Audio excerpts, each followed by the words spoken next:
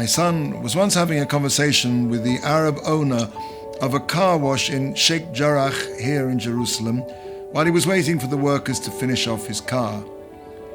"You know how much a human life is worth?" said the Arab, pulling out a bullet from his pocket.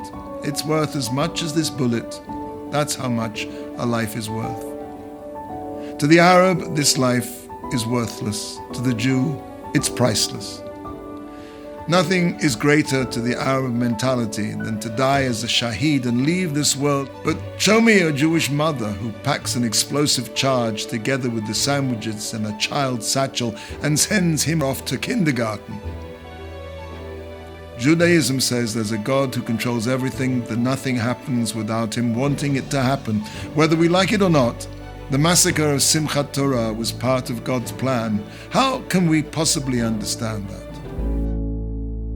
The beginning and ending of understanding is that God's reasons are beyond the understanding of man. That's the difference between faith and trust, between emunah and bitachon. You can believe there's a God, but how much do you trust him? Sure, you trust him when you pray and you get what you want, but real trust isn't when things go the way you want them to. It's when they don't go the way you want them to. And you still say, "Hashem, I trust you. I don't understand why you're doing this, but I know and I believe that it's for the ultimate good." The Jewish people have been subjected to the most savage, cold-blooded and murderous slaughter since the Second World War.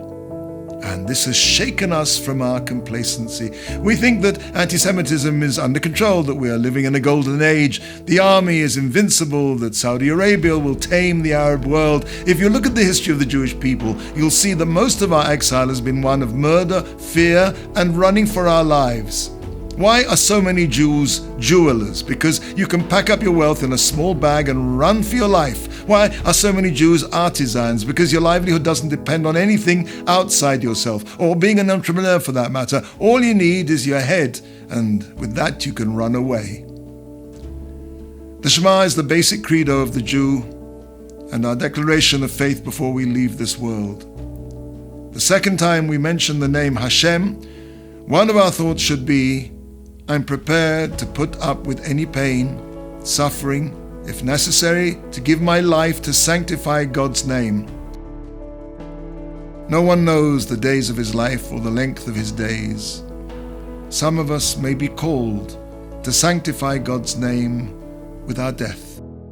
But all of us, every day, can sanctify his name with our lives, with our acts of kindness, with our acts of selflessness, with the way we keep Shabbat and the mitzvot, with our prayers, our tefillot, and with the learning of Hashem's holy Torah.